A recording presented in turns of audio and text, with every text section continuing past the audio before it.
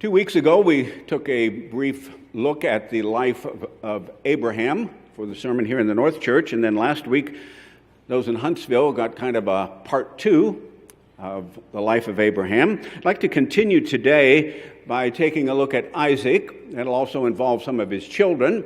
We looked at Abraham, now we'll go to Isaac here today. There's some important lessons for us from this account, and also implications that tie into this 4th of July weekend, of course, our history as a nation. We're only going to look at about 2 chapters, and actually there's not all that much written about Isaac himself, quite a bit about Abraham, a good deal about Jacob, and Isaac fits in there in between, and a few things that relate to him and his children, but not a lot of information, so we're primarily going to look at 2 chapters today.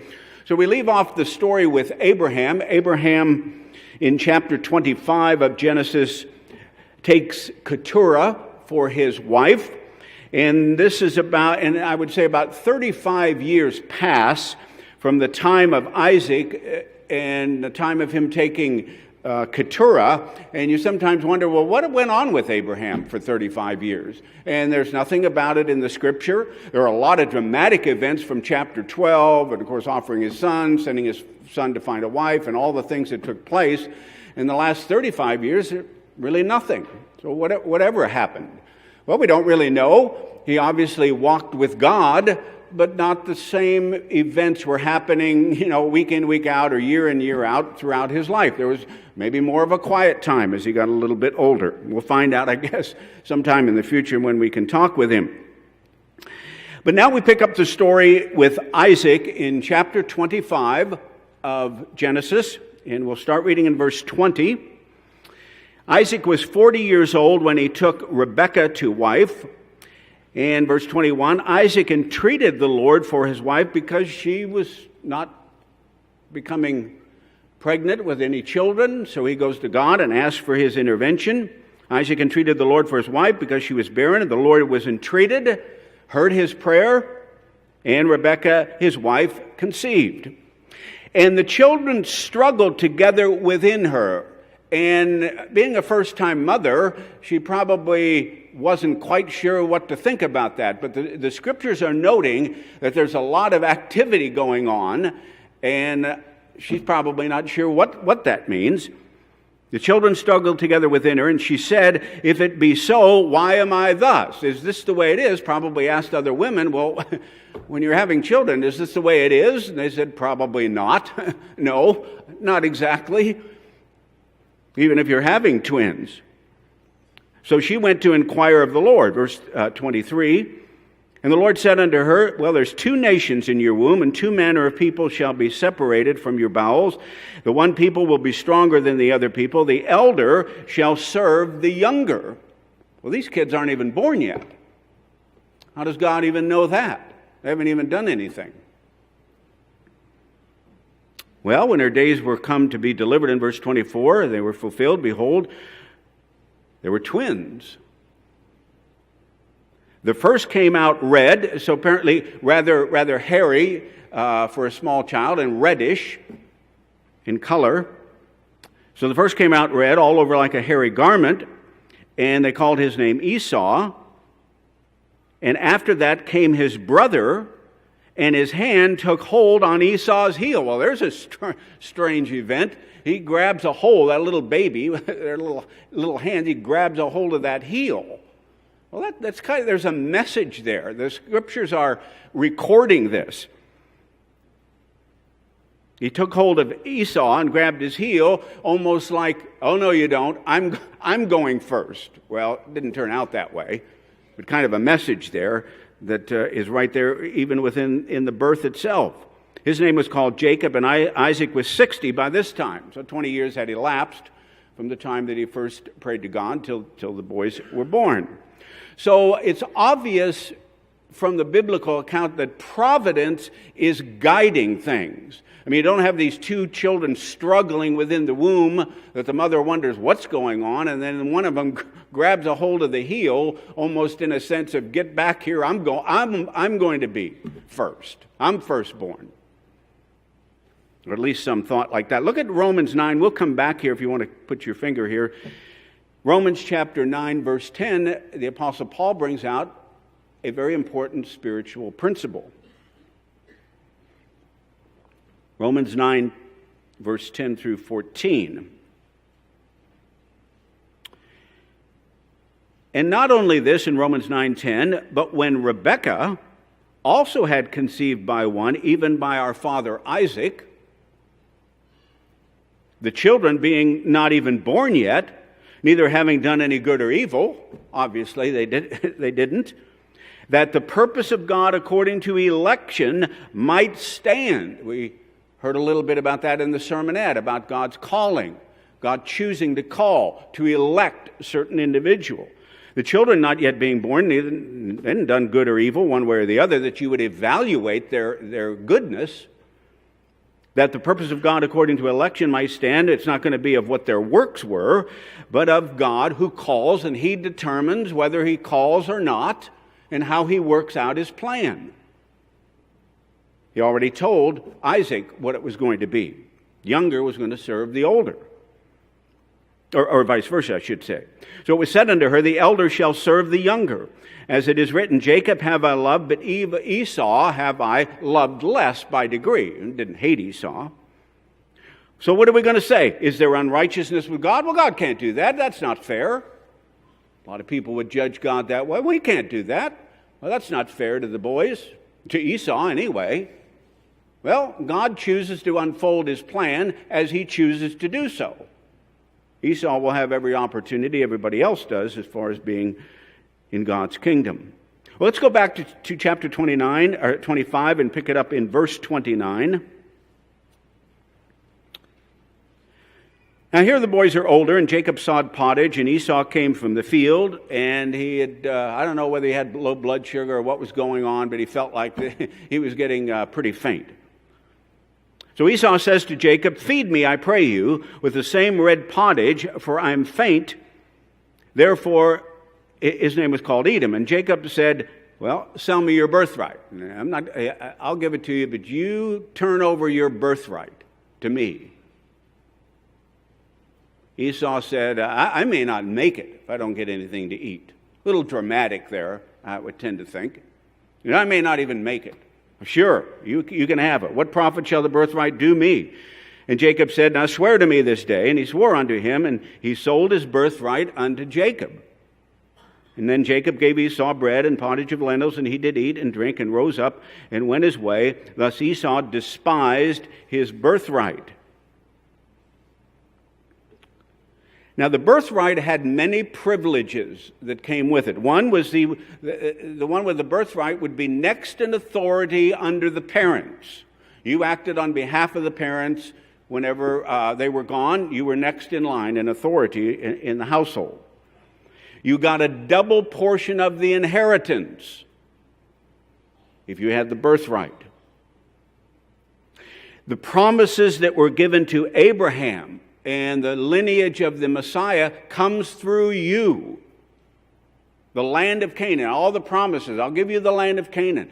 And you, all families of the earth, will be blessed. It's going to come through the one with the birthright. And finally, there's just the role of spiritual leader in the household or in the family, as far as the children are concerned. You get that spiritual role and leadership. God worked through the patriarchs, Abraham, Isaac, and Jacob, not Abraham, Isaac, and Esau. So it came with a lot of privileges, and was very important. These were important aspects of God's promise and His plan and His vision for the future. Again, let's go to Hebrews 12 and keep your finger there in Genesis. Hebrews chapter 12, we want to kind of go back to the New Testament occasionally and tie in some important thoughts. Hebrews 12:14.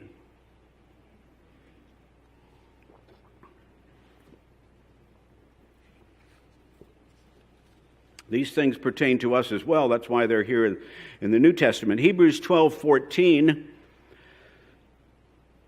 Paul writes, the author of Hebrews, follow peace with all men and holiness, without which nobody's going to see God.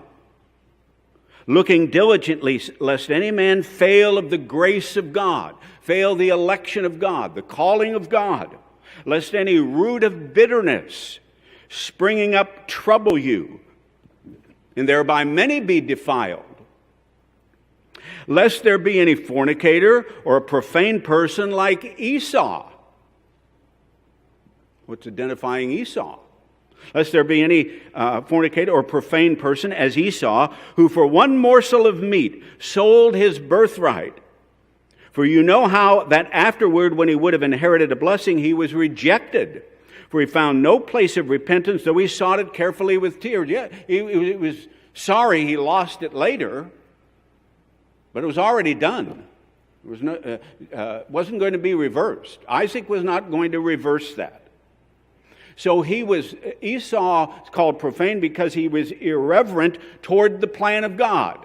I'm hungry. I might not even make it. Hey, take the birthright. Take the promises. I don't need it. What good are they going to do me? We're never going to live in the land of Canaan. We're never going to get anything in the land of Canaan anyway. I don't know what exactly he was thinking, but he did not value it. Treated it cheaply. Mocks the spiritual rights. Jacob said, give me that. I want that. I want it coming through me. I want these privileges, these blessings. They're important.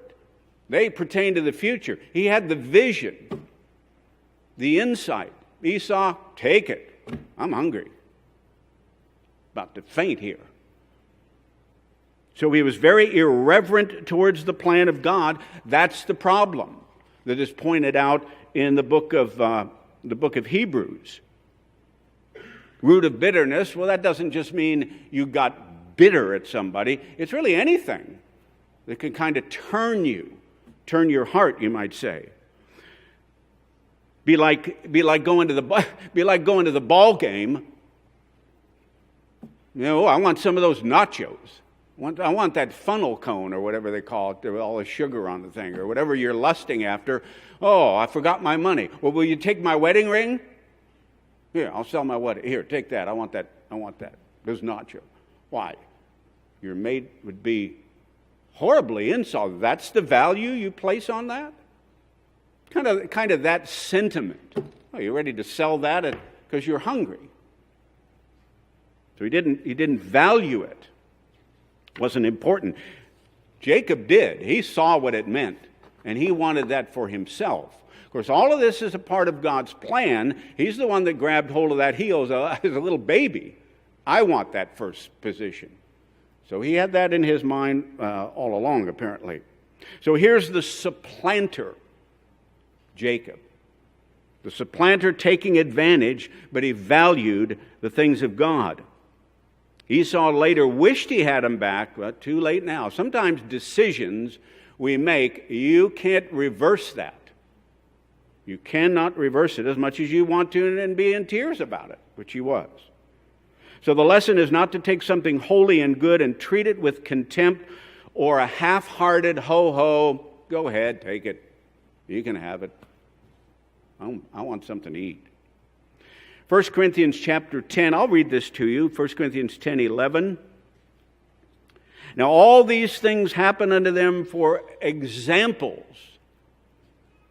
It shouts out a message, a principle. They happen examples. They're written for our admonition, upon whom the ends of the world are come. We're to get a lesson of this. We're to see, well, how does that apply to me? What would that mean for me if I were in that position? So as I mentioned, the root of bitterness, it's not only bitter about what somebody may have done to you, although we can all find ourselves in that position, but generally anything that produces an infected attitude. The world itself can produce this wormwood it talks about in the Old Testament, in Deuteronomy. Root of bitterness that turns to wormwood, something sour, bitter. The world can cause our heart to be that way. So we can lose blessings if we don't appreciate them. How about our nation? That apply in any way? We appreciate how we're distinct, what our history has been, how we formed, what the values are, what it's based upon. We sang in the song, liberty and law, the liberty we have under a law, those principles. You lose blessings if you don't appreciate them. You treat them as cheap, insignificant. And as I mentioned, smaller choices can have dramatic consequences. I'll read one more, 2 Corinthians chapter 4, verse 16. Actually, a theme of the men's club this year about being weary and well-doing. 2 Corinthians 4:16, for which cause we faint not. We faint not, but though our outward man is slowly dying as we get older, yet the inward man's renewed day by day, a spiritual renewal. We become renewed through spiritual things, through a Sabbath service, through the holy days. Feast of Tabernacles has a way of renewing us. We all need that. We all kind of wear down in this age world in which we live. So we can't treat our calling as though it is a common religion. Everybody's got their religion. Okay, everybody's good. Everybody's got a religion. What difference does it make? We can't treat God's calling like it's just common. Ordinary. Yeah, church. A lot of good church people. Okay, let's go back to Genesis 27 and pick up the story. We're back in Genesis 27, and we come up with another strange occurrence you find in the book of Genesis. So here we are in chapter 27. Now it came to pass that when Isaac was old, it says, and his eyes were dim, so that he could not see very well, he called Esau, his eldest son, and said unto him, my son. And he said unto him, here I am, Dad. He said, look, I'm getting old. I can't be certain when I'm going to die. Now therefore take, I pray you, your weapons, your quiver, and your bow, go out into the field and kill a deer, so we can have some venison. I'd like you to make some of that savory meat that you're very good at, the kind that I love. Bring it to me that I may eat it, that my soul then will pass a blessing on to you. Now he's already lost the birthright, but he can receive a blessing from Dad as the firstborn. I want to do that. He said, now's the time I think I ought to do that. So go get me something to eat. We'll enjoy a nice meal, and then I'll bless you. Well, Rebekah, in verse 5, Jacob is her favorite. Rebekah heard when Isaac spoke to Esau, his son, and Esau went into the field to hunt for venison and in order to bring it back. Rebekah doesn't want her favorite to take a back seat to Esau. So she's got something in her mind she thinks she can pull off. So she tells Jacob, pretend you're Esau. Tell Isaac you're Esau. So he responds here, I think in verse 11, Jacob said to Rebekah, his mother, behold, Mom, Esau, my brother, is very hairy.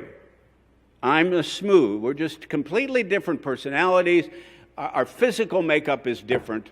We're just two different people. You saw that when we were born, how hairy he was when he came out. This reddish kind of hair. My father, he says, is going to feel me, and it'll seem to him like I'm trying to put one over on him, and it'll bring a curse upon me. No way this is going to work. I can't see this at all. She says, you let me worry about that. You go do what I tell you. So Rebekah took goodly raiment of her eldest son Esau. She went and got his clothes, and they had a certain odor of the outdoors and the forest and the kind of kid he was, or young man. She had those, and she puts them on Jacob, her younger son, and she puts the skins of the kids of the goats upon his hands and upon the smooth of his neck. So these skins have hair on them, and so where Isaac might touch him, well, he's going to feel this hair. That's her plan. And she gave the savory meat and the bread which she had prepared into the hand of her son Jacob. And now there's the plan. Jacob must have been going along with Mom. Well, let's read a little bit more of this account. He came now Jacob came unto his father and said, Father, and he said, Here am I. He said, Who are you, my son? Jacob said, I'm Esau. I've done according to what you told me. Arise, I pray you, sit and eat of my venison. So he thought, you don't sound like Jacob, but then I did tell you. How would you know to go get, the venison and prepare something unless you were the one that I spoke to? So he's kind of puzzled by that. Isaac said to his son, How is it that you found it so quickly? I never thought you'd get back this fast. He said, God brought it unto me. My mission was blessed by God. Isaac said unto Jacob, Come near, I pray you, that I may feel you, my son, whether you're really Esau or not, because this is important. I'm going to be passing on an important blessing, Abraham, Isaac, and on to his son. So Jacob goes near unto his father Isaac, and he felt him, and he said, Well, you sure sound like Jacob, but you feel definitely like Esau, and I guess you did what I told you, and I didn't tell him. How would he know? How would Jacob know that? I guess you really are. My son Esau. So, verse 23, he didn't distinguish the difference, because his hands were hairy as his brother Isaac's hands. So he blessed him, and he said, Are you my very son Esau? And he said, Yes. He said, bring it near to me, and I'll eat of my son's venison, that my soul may bless you. Brought it near to him, and he did eat, and brought him the wine, and so on. And his father Isaac said unto him, Come near now, and kiss me, my son. He came near and kissed him. He smelled the smell of his raiment, and he blessed him, and said, See, the smell of my son is the smell of the field which the Lord has blessed. There was the scheme, and it looks like it's certainly working. You're a little puzzled, how'd you get back so fast and all the rest, but Isaac blesses Jacob. Now, a good number of people are going to say, are you trying to tell me that a father can't even recognize his own sons, and the wife puts on goat skins on his arms and on his neck, and so Isaac thinks it's Jacob? Do you really believe that? Now, that would be a question I could see people saying, well, come on now, this kind of story like this. Well, look at 1 Samuel chapter 19, and we'll come back here to Genesis.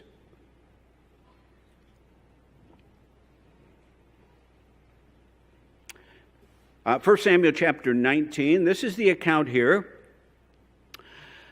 where Michal, David's wife, is trying to protect him from Saul, who is after him. So Michal let David down through a window, and he went and he fled and escaped. And Michal, his wife, took an image and laid it in the bed like it's David asleep. Put a pillow of goat's hair for his bolster and covered it with cloth. Well, there's that goat hair.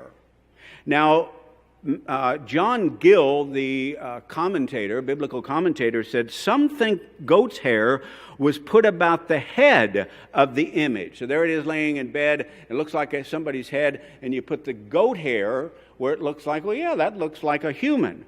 To make it look like a human head. Goat's hair being very much like human hair. It felt that way. Now, that's what he says of what happened back here in Samuel. So is it really all that far-fetched? And how much of it is God involved as well? Now go back to Genesis 27 and notice something else that we should see about this. Came to pass, again in verse 1 through 3, came to pass that when Isaac was old and his eyes were dim so that he could not see, he called Esau, his eldest son. So he's not seeing very well. He says, I'm old. I'm not sure when I'm going to die. Now, you get the impression you got a pretty feeble man here. He's not quite sure if he's going to make it till next week, and he's just blind, can't even tell the difference between his sons. Now, without going through and paging through all of this, and you can do that, we have the next several chapters in the book of Genesis here, we know that Jacob now flees from Esau, because once Esau finds out, you read the story, and as soon as, and I think we may pick that up, Esau realizes that he's been tricked. So Jacob takes off. He has this dream, this ladder and angels coming from heaven and these promises. He meets Rachel, works 7 years for Rachel, and then he gets to marry her, but then works another 7 years in serving Laban. Has all of these children, about 4 different wives, a dozen or more children. He tries to leave Laban, and Laban says, no, don't go yet, stay and wait. And so more time goes by, and he comes back after many years, meets Esau, then he goes to Bethel, then he has Benjamin. The point being, a lot of time goes by. Now let's go to chapter 35 and read something here, Genesis 35.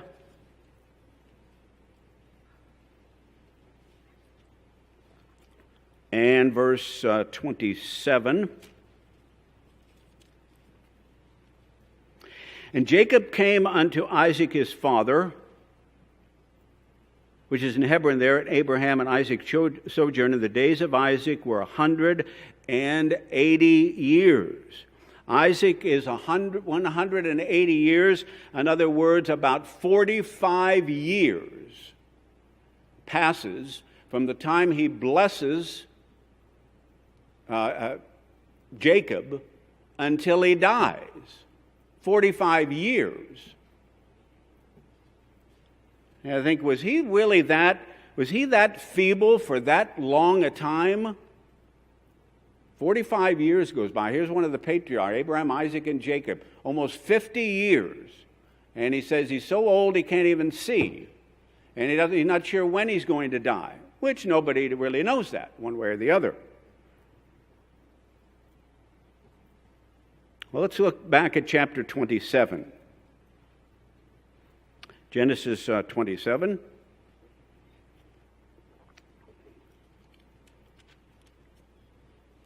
And we'll pick up the story again in verse 30.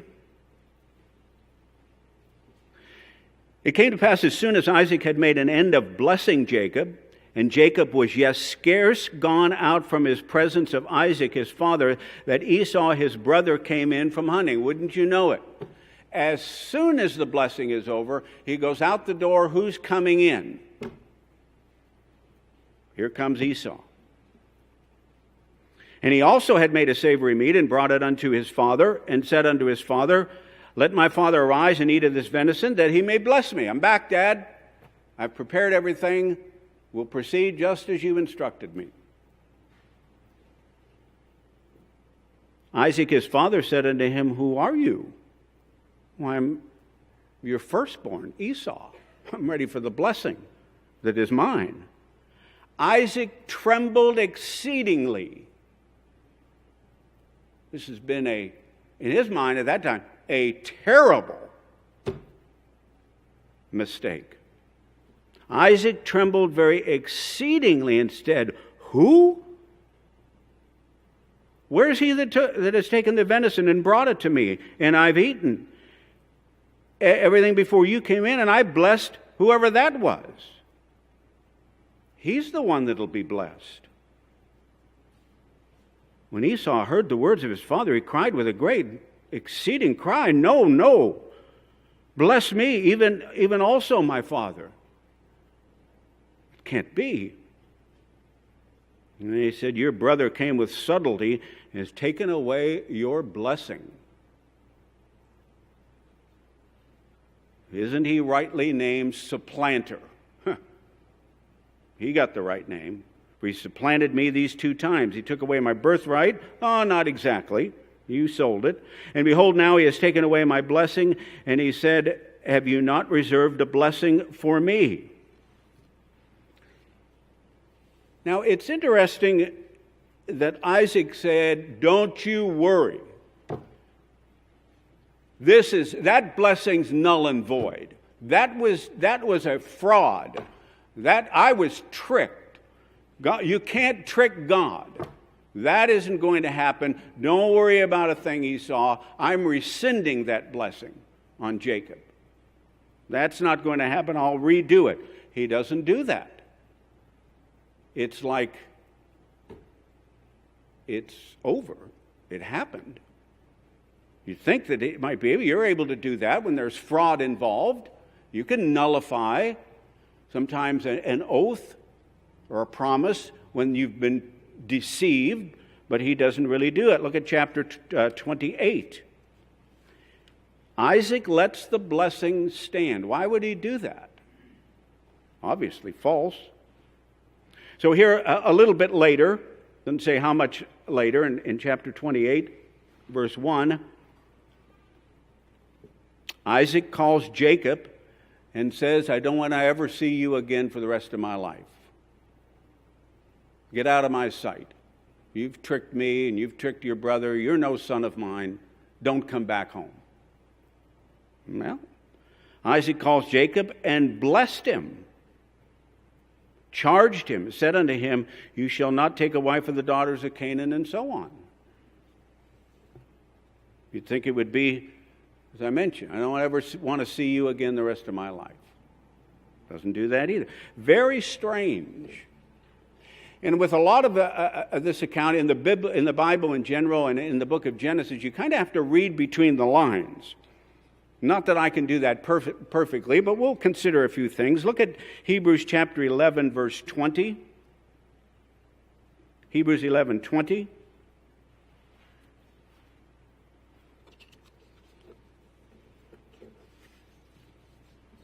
In Hebrews chapter 11 and in verse 20, by faith, Isaac blessed Jacob and Esau concerning things to come.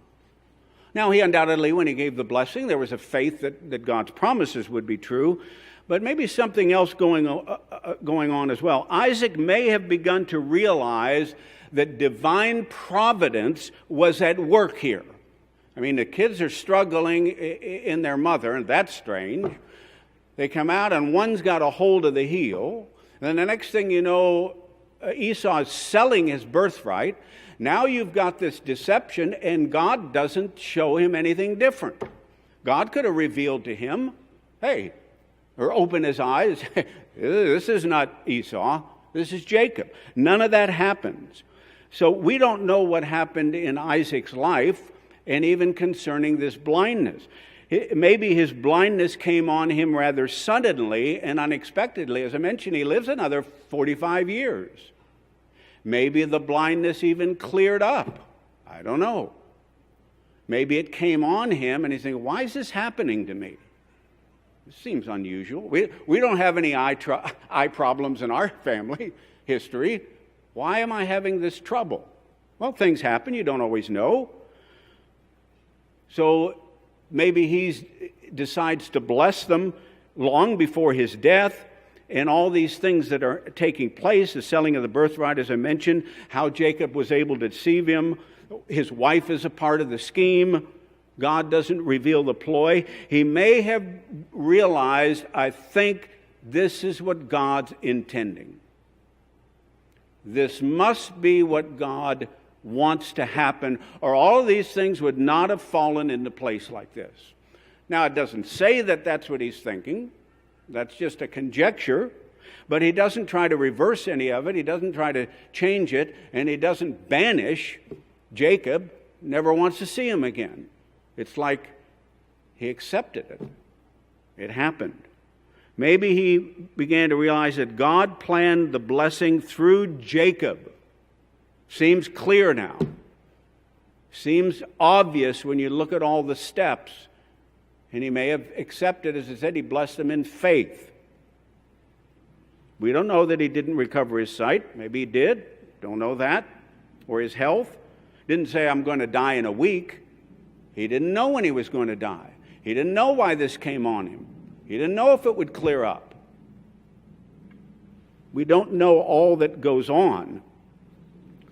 But it seemed to be the author of Hebrews is talking like he believed all of this took place. He's not questioning anything from Genesis.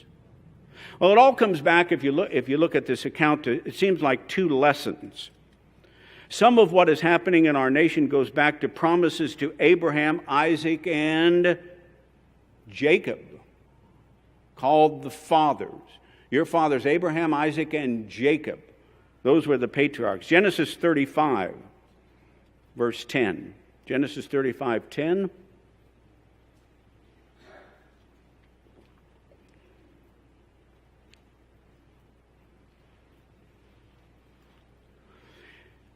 God said unto him in Genesis 35:10, your name is Jacob. You're going to be punished for tricking Esau. Well, that never comes about either. Your name's Jacob. Your name shall not be called any more Jacob. You're going to take the name of Israel. And your descendants will be the children of Israel, not Esau. Israel will be your name, and he called his name Israel. God said unto him, I'm the God Almighty. Be fruitful and multiply, a nation and a company of nations. Eventually, your descendants will be a great nation and a company, a commonwealth, a collection of nations. Kings will come out of your loins. I think we're coming out with a booklet before too long about the U.S. and BC, as we've typically called it. The wealth, the prosperity, the power, the influence of the U.S. and Britain and the Commonwealth, just unprecedented in history. When you add all of that up, and the influence on the West and on the world totally, especially the Western world, the principles of limited government, the rule of law, Western civilization, how that spread to other nations. The United States had as one of its purposes to promote democracy, the rule of law, etc. The influence these two people had, this nation and this commonwealth of nations. The world would be far different without that. But of course, there's a blessings and cursings chapter too. Amos chapter 3, let's read this. We have the blessings and cursings chapter, or chapters, in Deuteronomy and Leviticus. Same principle and idea. Those things are not going to go away because it's the 20th century, 21st century. They're not going to just disappear. They were recorded. The blessings and cursings principle. Well, I've turned to Amos chapter 3 and verse 2, not going to wade through those blessings and cursings. I often think of one that says, and if you obey God, you will lend and others will borrow from you. And if you're cursed, you will do the borrowing. Are we doing any borrowing at all? Or are we lending to others? Not just one of them. Well, Amos chapter 3 and verse 2, you only have I known of all the families of the earth. God, of course, is speaking to Israel, and there was a covenant relationship. That's true. Therefore, I will punish you for your iniquities. I've known you in a special way. Well, I think we can say that that's true, the special relationship that we've had both as Britain and the United States, with the Bible, the principles of Judeo-Christian way of life, those values, a belief in God, belief in the God of the Bible, a manifest destiny, a comparison to Israel out of Egypt, and of the blessings and moving forward and impacting the world. There's a lot of parallels that our founding fathers looked to from the Scriptures, having to do with our history. I know the nation's not been called, of course, but you only have I known. You've had a special understanding, or at least relationship, or insight, or affinity, or some kind of awareness of God's way. Therefore, you have to answer for that. In a way, other people are not going to. People in Vietnam are not going to answer for those same things, rejecting what we're rejecting of a Christian biblical nature. They're not going to answer for that. Other nations won't. We're the ones that don't want to have anything to do with Christianity in the way we have in the past, those values, those principles. You only have I known of all the families is a principle. He's speaking to Israel. Therefore, I'll have to have you answer for what it is you've been given. Like we're seeing some of that. So there's that aspect. We look at that on the 4th of July, this holiday weekend, the history of our country. We celebrate that. So much that we've been able to enjoy through God's providence, His blessings to these people we're talking about today. And then wondering where we're going in the future and the things that we see around us. But it's not only physical. Look at 1 Peter chapter 1. Here's 1 Peter chapter 1.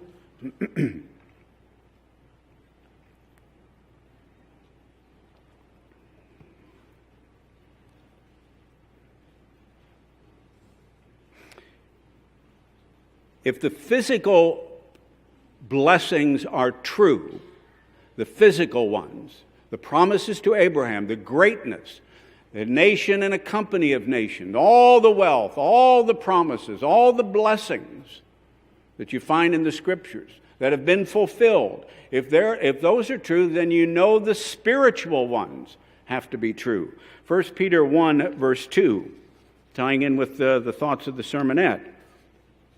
Elect according to the foreknowledge of God the Father, through sanctification of the Spirit of God calling, the Spirit of God opening up a mind, the Spirit of God drawing one unto obedience and sprinkling of the blood of Jesus Christ. Grace unto you, peace be multiplied. Elect according to God's plan, not based on any of our goodness. Just like Jacob and Esau before they're in the womb, and it's decided who's going to serve whom.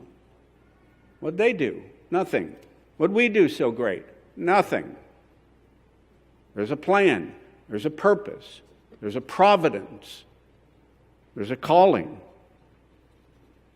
We all know it's not based on our merits and our goodness, but as it says here, by the grace of God. God chose Jacob before the boys were born. Well, that's what He decided to do. Why does He do that? I don't know. The first fruits have a calling, a birthright. Are those things we read in Genesis true? Really twins born that way? Or really one of them grabbing the heel of his older brother? Ever hear such a thing?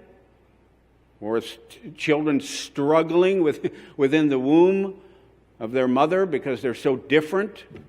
Ever hear of such a thing? Is that true? That physically take place? What about the spiritual? Well, the first fruits have a calling, a birthright. 1 Corinthians chapter 1, verse 26. 1 Corinthians 1:26.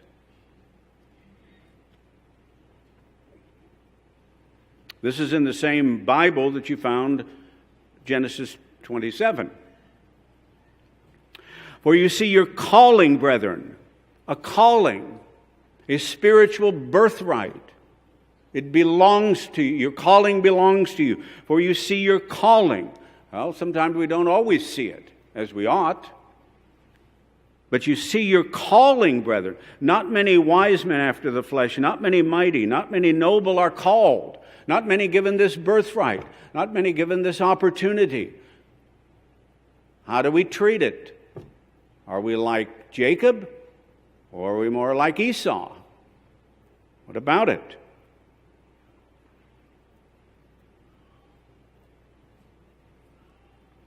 Hebrews chapter 4.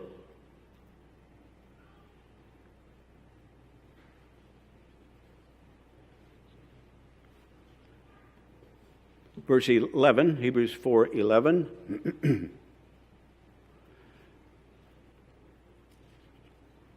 Let us labor, therefore, to enter into that rest, lest any man fall after the same example of unbelief.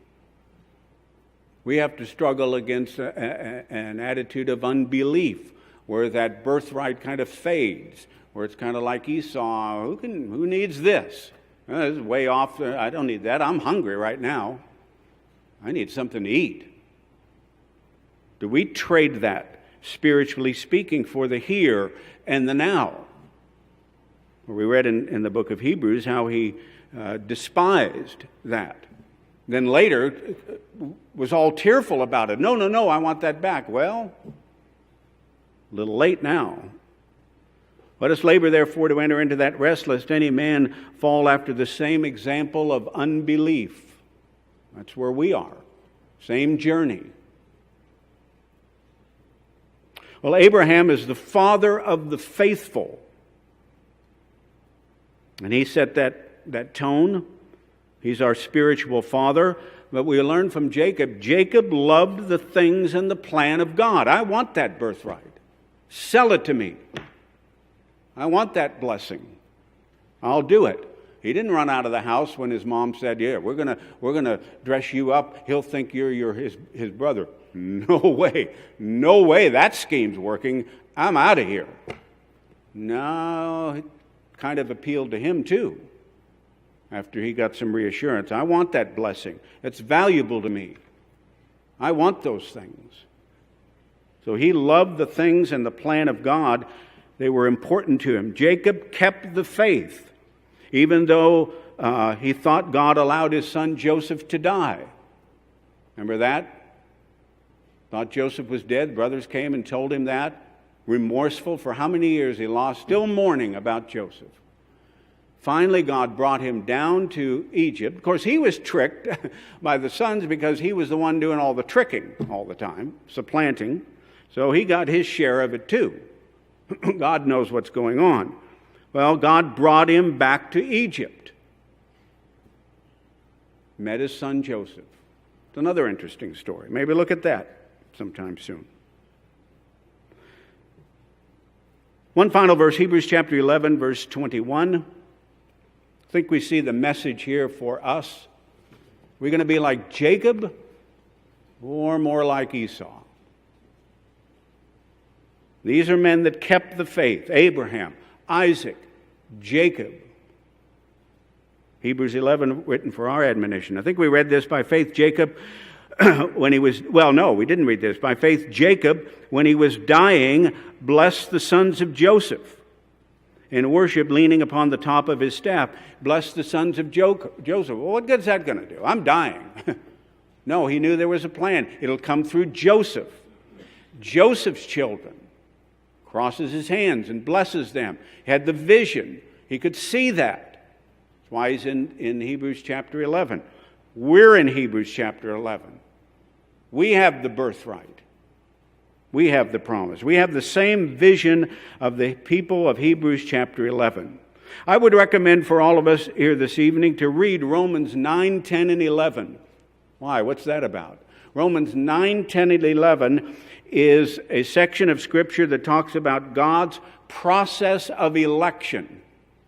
God's process of election. He chooses to elect, to call, to work through individuals according to his choosing. He's not unfair. As a matter of fact, I think it says in there. What are we going to say? God's unfair?